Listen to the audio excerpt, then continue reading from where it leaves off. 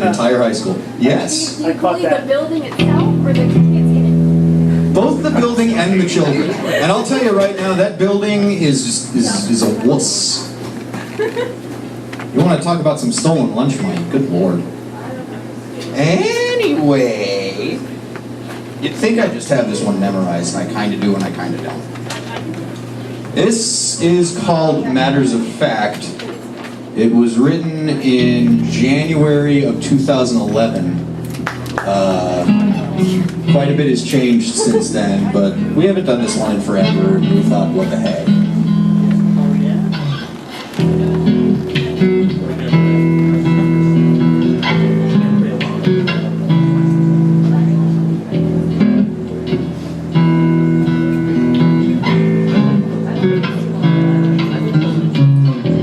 Tonight, I sat outside on my parents' back porch. Early January snow covering the yard, the neighbor's yard, the branches of most of the trees, and the cooler next to the patio furniture that used to be my grandmother's. I kept the cold out with layers, a red sweatshirt, a leather jacket, and a Christmas gift pea coat, a hat and gloves, long johns under my pants, thick wool socks, Dr. Martens boots. I smoked 8 or 9 cigarettes, and I smoked them right down to the filter, because that is where they keep the heroin. And I drank 2 beers slowly, resting them in the snow on top of the cooler. I listened to the replacements on my new iPod, and I tried to figure out if I would ever live at home or if I would always stay in my parents' house. Misty is still married. Facebook loves to remind me of this fact.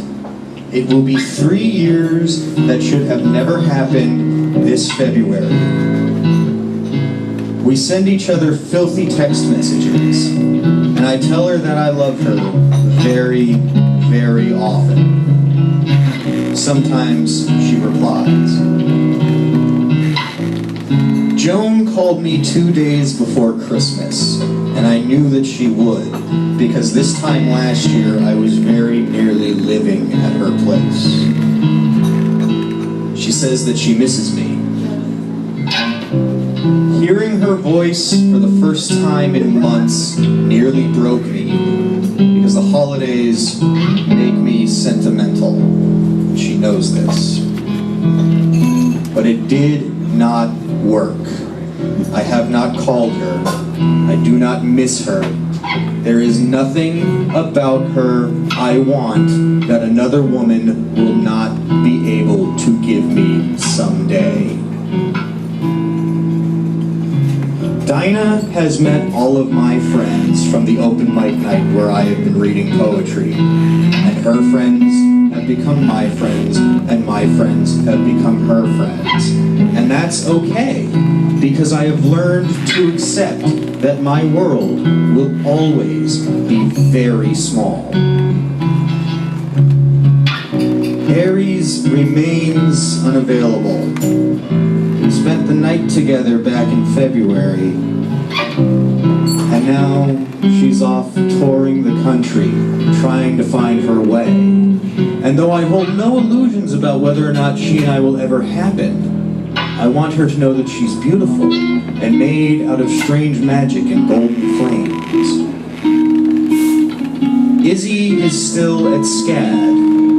I wrote her a poem, and she said it made her cry and want to punch me. Sarah is getting married, and Diana will too soon enough. Mary continues to kick ass and take names. Her art humbles me. God only knows what Megan's doing. She's probably off creating some new breed of tree.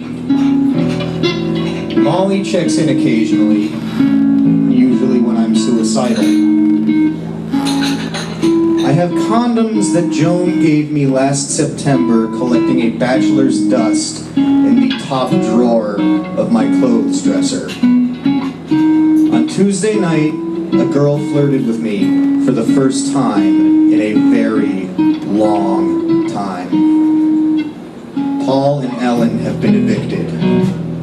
Ben wants to move here after he graduates. And winter just keeps on coming, spring following just behind, and then summer no further than you'd think, and finally on into the fall. Each of them bringing their own miseries, and every new day is an utterly Sisyphean experience. But I still wake up every morning promptly at the crack of noon, put both feet on my hard concrete basement floor, put my pants on 2 legs at a time, and I get back to pushing my boulder.